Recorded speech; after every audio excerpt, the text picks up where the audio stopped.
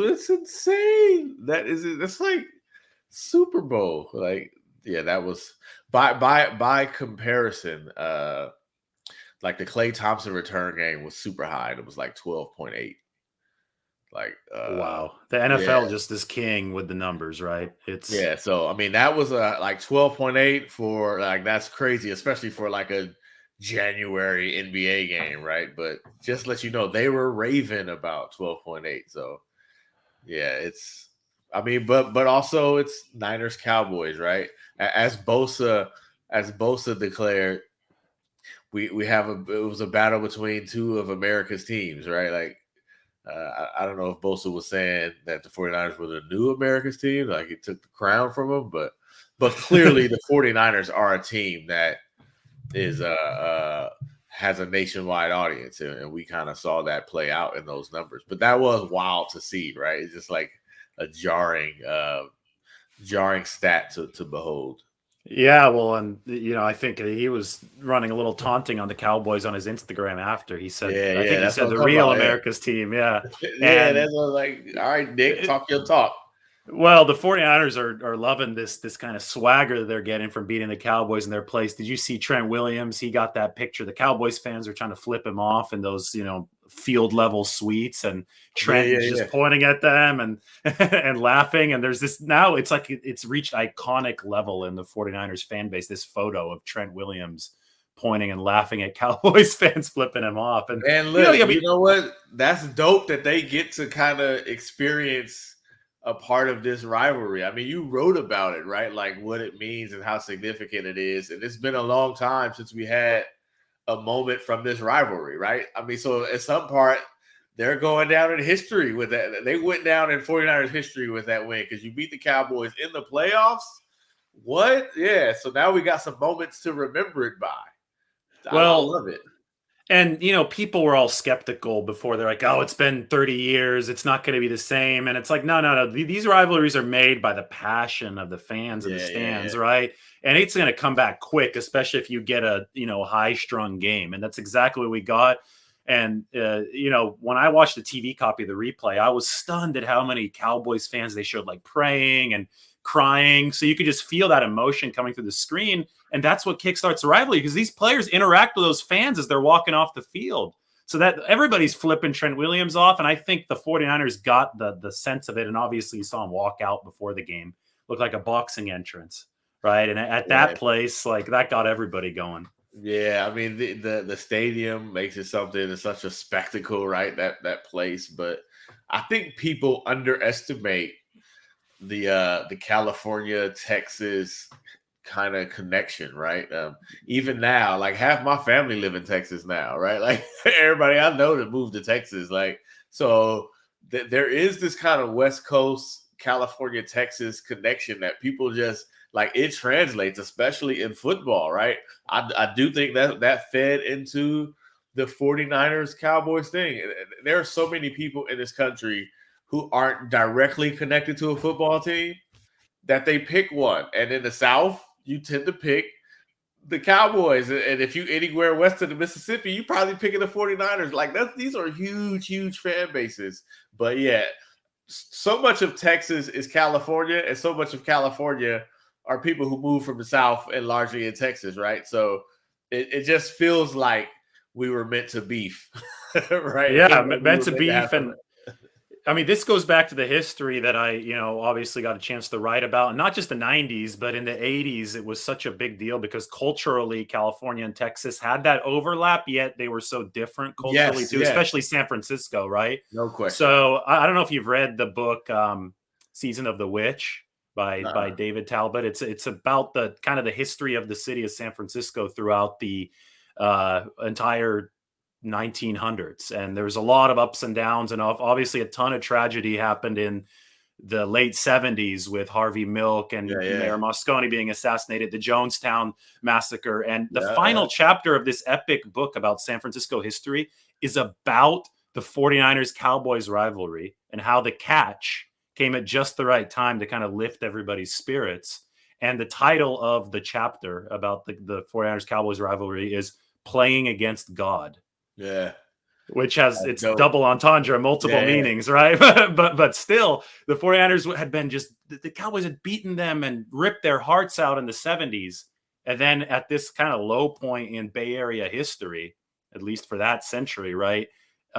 Here come the Cowboys. And here come, like, at the time, the 49ers were the plucky up-and-comers with Joe Montana and Dwight Clark. Yeah.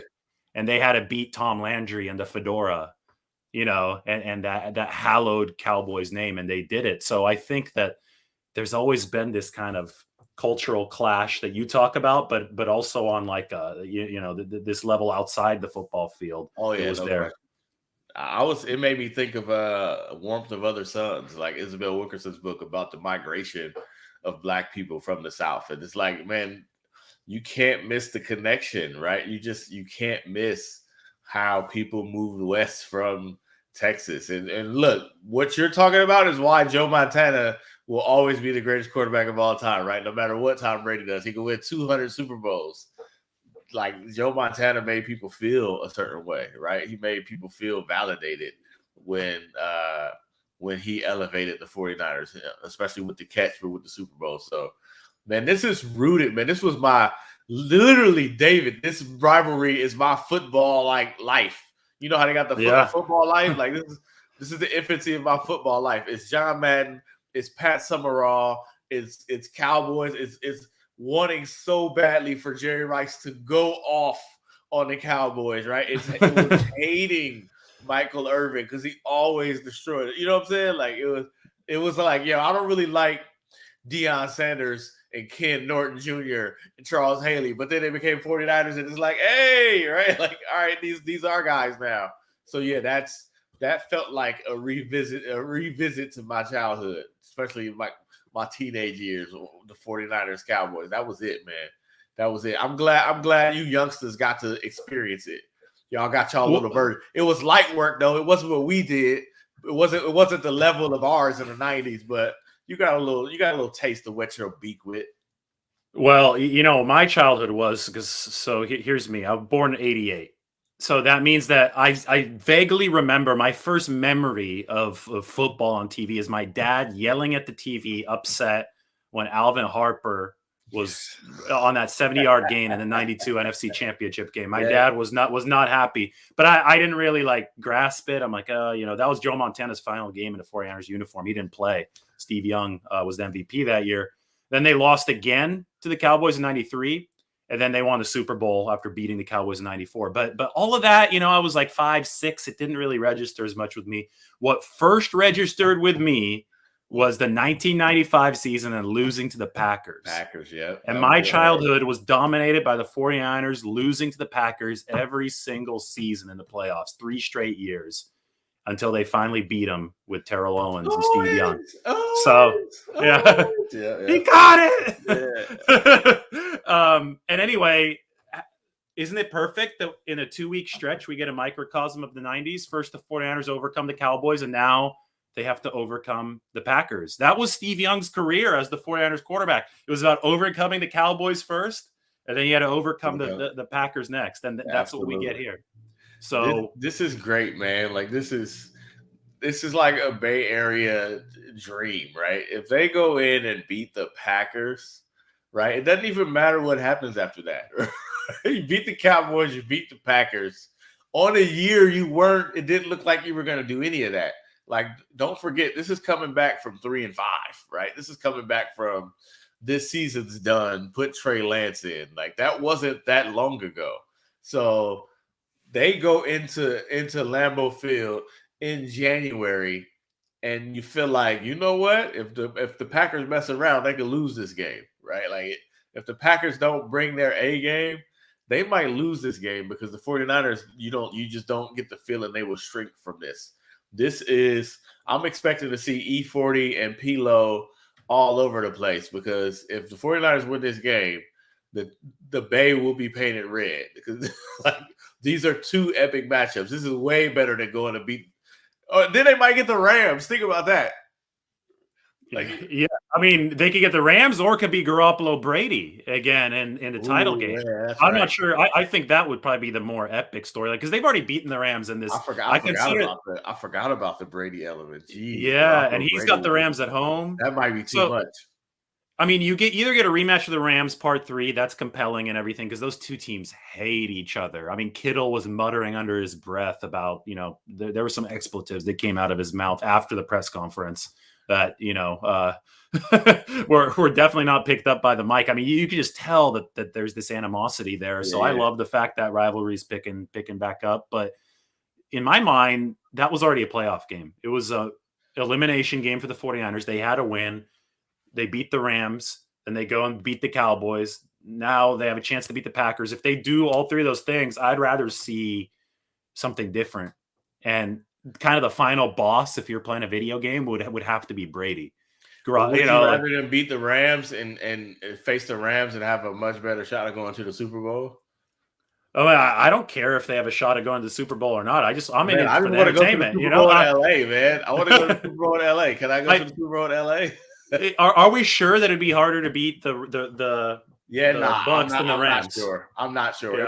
It might be pretty difficult to beat the Rams a second time in LA. And a third time this season. And I mean, the Rams have a better defense, I think, now than the Bucs. The Bucs are good. They're balanced overall, but man, that Rams front stuff. They're hurt too, though. Bucs are hurt. They lost. Is Wirfs? Do we know his status like that? Like that's a big loss. Like their offensive line, Brady needs the offensive line desperately. Yes. So I mean, he's a 44-year-old QB. Yeah, Brady is older than Shanahan. He's older than McVay, and he's older than Matt LaFleur. Brady is older than all 3 of these coaches that are still alive in that NFC. And in better shape than all of them. I don't know. LaFleur's a pretty good shape, yeah. But I would love to see that. I mean, I think it would be poetic for Jimmy Garoppolo and what's likely his final season of the 49ers to get, his first shot at Brady, because he didn't get to play him last season because Brady wasn't in New England anymore. I think we have to see these stories end in neat full circle fashion because we write about them. So we love this kind of stuff. We love when it's a Hollywood ending. I do feel like Jimmy deserves that too. Like, I mean, I wrote this already, but like, to me, if you were around, if you were following the 49ers during they had this dog period, right, between Harbaugh and now, where you just didn't expect much from this team, right? And then they get Jimmy Garoppolo, and suddenly, like, it's lit again. To me, for him to like, if Tennessee was his last game, right? And it's like, yeah, he's done. Put Trey in, it's over, and then Trey ball, and then next thing you know, he's gone. To me, that just wouldn't have been a fitting end to the Garoppolo era. Like he did more than that, right? He meant more to the franchise than to go out like that. I feel like he deserved a moment. You know what I'm saying? Like, he hasn't been obviously the lights out quarterback everybody wanted him to be, but he's been good. And when he's been good, they've been really good. And it's easy to understate or forget what he's meant to the franchise. And I don't care, man. You look at you hear Debo, you hear Trent Williams, you hear George Kittle talk about a guy, and if they're like, this is our guy, like, you gotta respect that. So to me, I'm actually kind of glad for Garoppolo that he gets to have the moment, right? Like, he didn't play well in the second half, but they had the lead in the first half because he did play well, right? And they were able to build a cushion. But I liked watching him, like, walking off the field with his arms in the air. You know what I'm saying? He got to have that. He got to have a win over the Cowboys. He meant a lot to where they are. Like, he got them to a Super Bowl. Like, that's not nothing, man. So to me, I would have been disappointed, and I've been critical of Garoppolo. Like, I want to see the Trey Lance era, but let's not act like this dude didn't mean a lot, right? Remember, he won them 5 straight games. Like, it was different. Man, what a terrible team. Different. Like, because they got him, it was instantly different. After you watch Brian Hoyer play quarterback and Blaine Gabbert, right? Like, Garoppolo's different. Like, that dude is good. So to me, I think it's great. I think it's great that he gets to go to Lambeau and just try. And, to me, like, the fact that they aren't favorites, the fact that they're doing this on the road, it also helps too, because they're the gunslingers with nothing to lose, right? They're the swashbuckling gold rush 49ers who could go in and it's like, yo, you better win, right? You better take this game, because if you don't, you gonna be packing your bags like the Cowboys are. And so there is no actual loss in this sense, right? Like if they don't go and beat Green Bay in Green Bay on the frozen tundra of Lambeau Field, that's not a loss, right? That's not a failure. Like they were supposed to lose that game. So the fact that he gets to end his career on essentially a win-win, or his career with the 49ers potentially, to me, I just feel like he deserved that. He earned that in the pantheon of 49er quarterbacks. He's not Steve Young. He's not Joe Montana. Like, we got that. But he ain't Blaine Gabbert either, right? So let's not like give him the end he deserved. You know what I'm saying? And his story's not done yet. I think that's what makes it so compelling. Right now, he's fighting through 2 injuries. He's got the shoulder now on top of the thumb, and who knows where this will end. And like you said, because he has earned that chance for it to end in poetic fashion. I mean, it could be poetically tragic, right? It could be a loss to Brady in the NFC Championship game, or it could be a loss to Rodgers right here in Lambeau Field, or it could be poetically triumphant. But let's just see where it ends up. And this has been the 49ers plan the whole year. I mean, people, yes, they're eager to see Trey Lance. I've been eager to see Trey Lance, but not really at the expense of Garoppolo, because they're just such different players in such different parts of their career. And the 49ers, I think, initially at the start of this year wanted to play both of them in a way. We saw Shanahan try to tinker with it against the Raiders in the preseason. I mean, he took that all the way into the regular season. Against these very Packers, he thrust Trey Lance in there to score that first touchdown. Yeah. But it just hasn't worked out logistically. Yeah, 4th and 1 at the end of the half. It hasn't worked out logistically, but the longer this goes and the more beaten up Garoppolo gets, the more chances that we do see that the 49ers somehow, some way mix in both of them. And maybe their whole grand plan of having depth in the quarterback room for at least this season, right? Of having both of these guys for at least this season. Maybe that's what gives them that little extra inch to be able to overcome a tough opponent in freezing weather on the road. And, it just all makes for great drama, because I don't even think the 49ers know exactly what they're going to do entering this game. You talk about entering the Rams game. Of course, yeah, if Jimmy's healthy enough, he's going to play the whole game. But they weren't sure how he's going to hold up. And every single drive, Trey's there with his helmet on, warming up, ready to go in, because, I mean, Garoppolo's playing with a torn ligament in his thumb. So, I mean, this is theater at its very best, in my opinion, because anything could happen. Anything's going to be on the table. And like you said, Jimmy has a chance to put up one final exclamation point on what's been a fascinating era, here at 49ers football, that started in 2017 when he came in, and they were the first NFL team, Marcus, to start 1-10 and finish 6-10. It's never happened where such a bad team won 5 straight games at the end of the season, but Garoppolo obviously sparked them that year.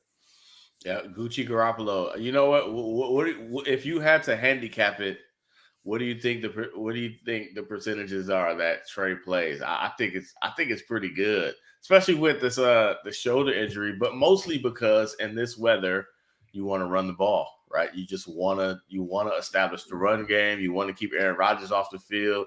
It's going to be one of them tough mindset type games, and the 49ers do that as well as anybody. And that's an extra wrinkle. We've seen them keep adding wrinkles. They basically put Debo as a halfback, and then I think, was it the Packers game that if I remember correctly, George Kittle came out of the backfield for a play. Yeah, he did. The Packers at the beginning. So we've seen them kind of pull out the stops against the Packers, and this is the perfect game for that.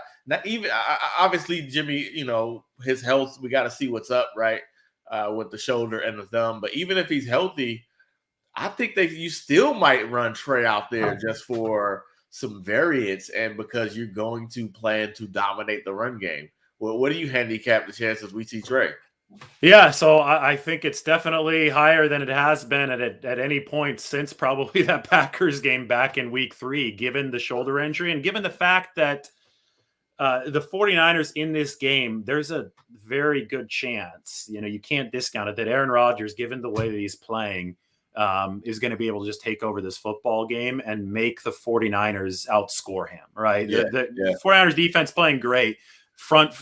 It's very different than in week 3, right? When their pass rush wasn't firing, when their secondary was terrible.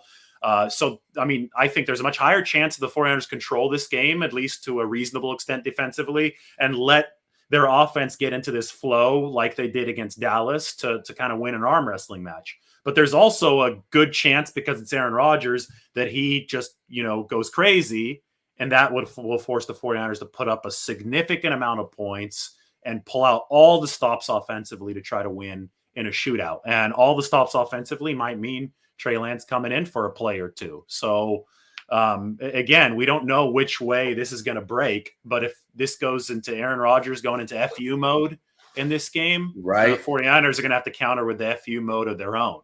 And that might mean bank on that, though. You might as well bank on Rodgers going into that mode, because he's 0 for his last 2. If he can, because in 2019, you knew that he wanted to do it, right? And he couldn't because that pass rush overwhelmed him. And, the Packers did a lot of things to overcome the pass rush in 2019, a lot of quick release game. Remember, the 49ers started that game with Norman and Deommodore Lenoir at corner. Yeah. I think Ambry Thomas and Emmanuel Mosley are two much better options. I think they'll be up in press man. They're going to try to take away the short passes. And we'll see if that 49ers pass rush can win against Rodgers again. If they make this more like 2019, all of a sudden the 49ers are playing this downhill. That's my biggest question, is like, how is that matchup with Rodgers, who I don't think has thrown a interception and 20 touchdowns? His last INT came 20 touchdowns ago. That's amazing. 4 INTs on the season. But he threw one to Emmanuel Mosley in that championship game a couple of years ago, and the 49ers pass rush was winning. So can the 49ers recreate that dynamic against him? That's what I'm going to be watching first and foremost. Well, I'm watching the run game.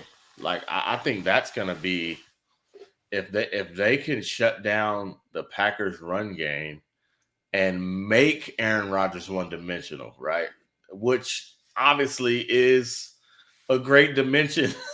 You know what I'm saying? Like, it's a great dimension, but part of it was Aaron Jones was effective last game, right? I don't think Dillon ran that well. I think I might remember a couple of runs when I watched the game, but Aaron Jones was effective in week 3.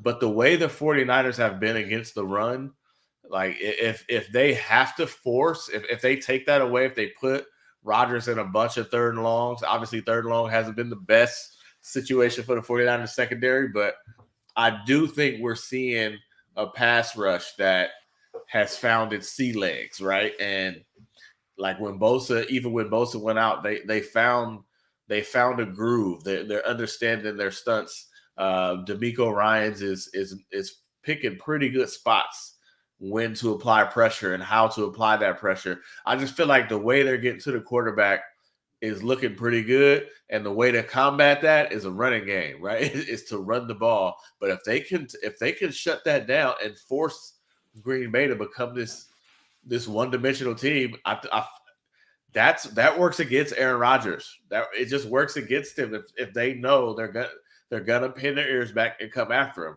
Now he could still beat them, like it's Aaron Rodgers. He can still beat them, but you can't have Aaron Jones beat you, right? Like you can't have them running, 8 yards and setting up these 2nd and shorts, bringing play action into the mix, and now you got Devontae Adams 1-on-1 against anybody. Like they need to cut all that out with the run. So to me, that's what I'm looking at. Like, can they stop the Packers ground game and the way they've been stopping the run? I mean, Ezekiel Elliott's been kind of done for a while, but he looked especially done. Like he looked put a fork in him done. Well, and since week 8, the best run defense in the NFL has been the 49ers. And I know you're writing a bit about this. I am touching on parts of it too. I mean, DJ Jones, top tackle in football as far as stopping the run this year by many metrics. But Eric Armstead, that's when he moved over to the inside full time, was week 8. Yeah. So those two together, they weren't together on the inside when the Packers beat the 49ers in week 3. And You talk about the rushing matchup in that game. Packers had 100 yards on 25 carries. They didn't have a run longer than 12 yards, but they consistently got 3 or 4. And that's what the 49ers aren't giving up anymore. And because they consistently got 3 or 4, you saw a lot of 2nd and 5, 2nd and 6, 3rd and 3. Nowadays, the 49ers against the Cowboys, you saw a lot of 2nd and 9, 3rd and 6. Jimmy got hurt on the 3rd and 6 for a good example, because the defense pinned its ears back, crunched him. That's when the pass rush can get going. So you got to force the 3rd and 6 plus. You can't have 3rd and 3. And I think that's what the 49ers run defense is doing now. And even when we saw like them giving up all those 3rd and longs, right? That's the reason they were in those 3rd and longs, is because those 1st and 2nd down runs just weren't productive. Weren't doing anything, yeah. Yeah, I was talking to DJ Jones about it, and he noticed that teams are not even going up the middle. Like, they don't want to see them dudes up the middle. And then you bounce outside. You got to deal with Dre Greenlaw now, right? You got to deal with that speed, the ability to get to the edge and meet you there. So the best chance to me is to shut down a run and force Aaron Rodgers to be one-dimensional and have to deal with the pass rush. They can do it. They absolutely can do it. But if they're running the ball and they've got Devontae Adams in play action situations, like that's torture. So, but the way they're defending the run, I mean, to me, like their front line, their defensive line, Chris Kucera, I don't know what he's doing, but I don't know how half these teams aren't trying to hire him, right? Like, it's unbelievable. Just last week, I mean, the season changed when the defensive line found its groove. But just last week, Nick Bosa goes out and they get better. That's crazy. It's crazy that they were able to do that. And we're talking about against a quarterback who can actually move. Dak Prescott was not good. And part of that was because he had no time, right? It was 3 steps and you better move, right? He had to figure out his reads. Like, he was never comfortable. And they did that after Bosa went out. Like, this defensive line is cranking right now. It's crazy. I mean, and you think about who they're doing it with. Charles Amenahu was the main guy pressure-wise at that edge position that Bosa had vacated. And they got him for a 2023 6th-round pick. Jordan Willis, who unfortunately suffered a high ankle sprain, so they're probably not going to have him anymore, also beat Tyron Smith, who's a 4-time All-Pro and an 8-time Pro Bowler at left tackle. And Willis they picked up last season for a 7th-round pick swap.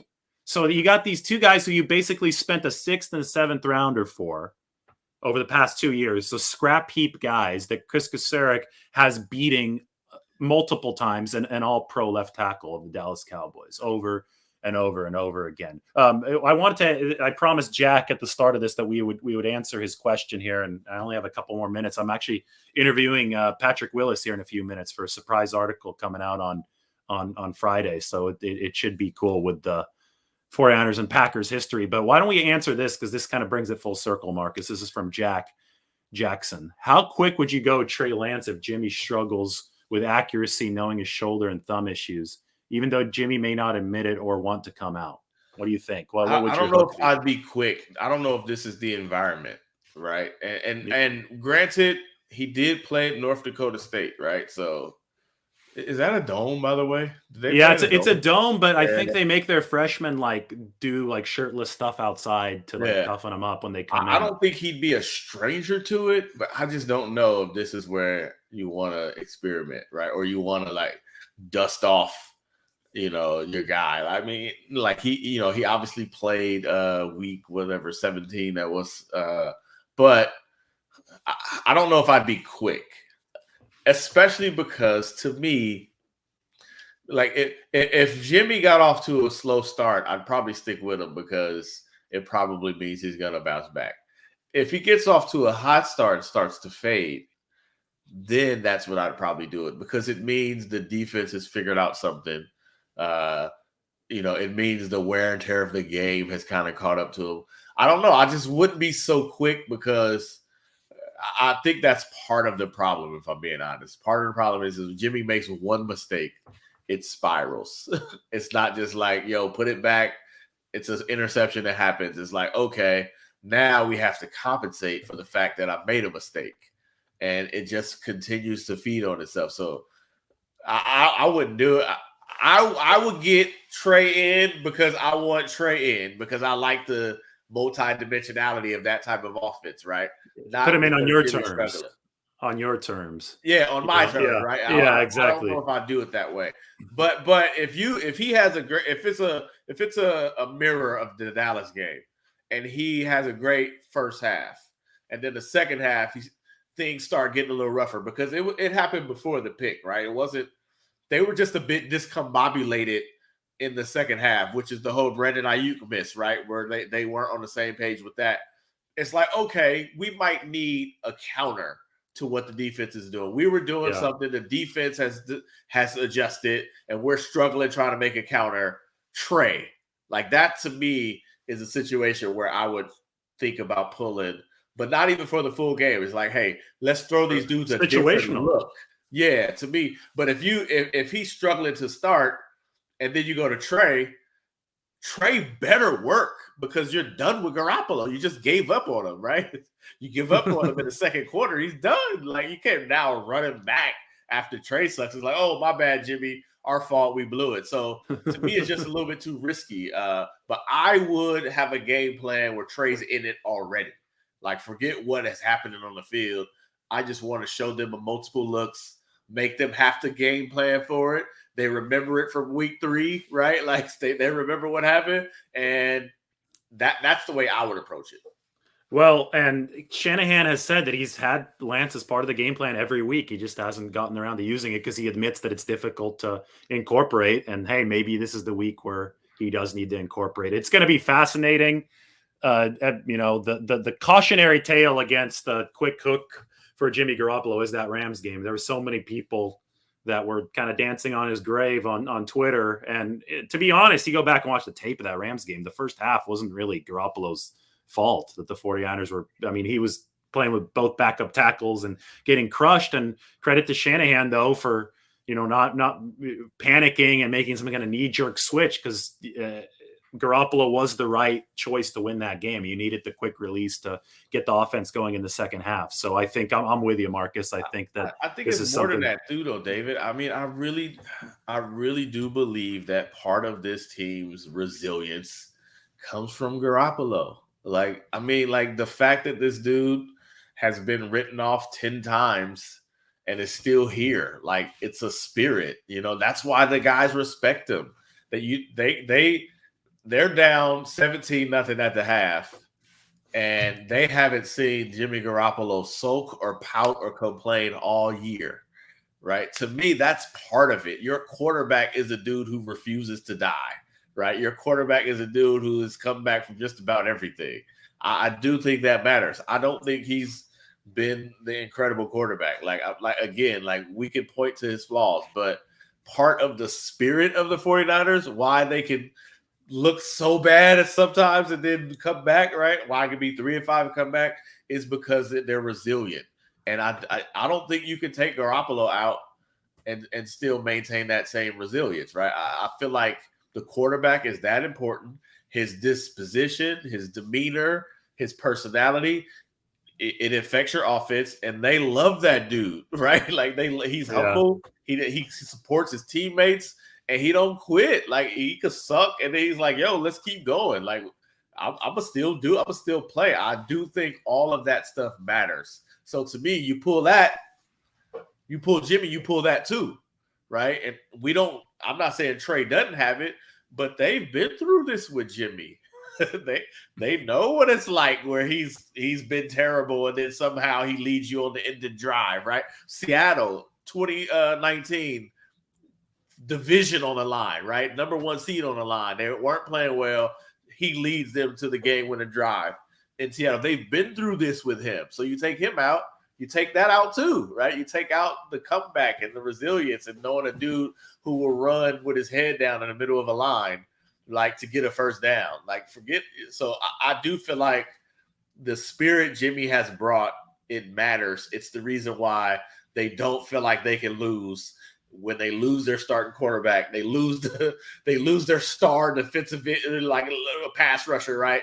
They can lose whatever and still feel like they're going to win because they have a spirit about them. And I feel like Jimmy Garoppolo is central to that spirit. You get what I'm saying? So you take it's you lose some of that. You lose it, no, and I think it's perfectly put. I think there's something that's not that quantifiable, and there's a reason why they win so many games while he's the quarterback. And I think you might have just illustrated it better than anybody, which is why I had to have you on. Don't do it. Oh, I thought you were going to be like, well, I got an award. Nope. No. We're not talking about that anymore. I know you're already mad, but it's relevant because you're in the headlines yesterday, so it's good. Funny. Anyway, I have to go give Willis a call for this story. So.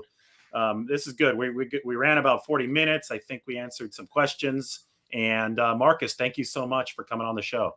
Thanks for having me, my man. Appreciate it.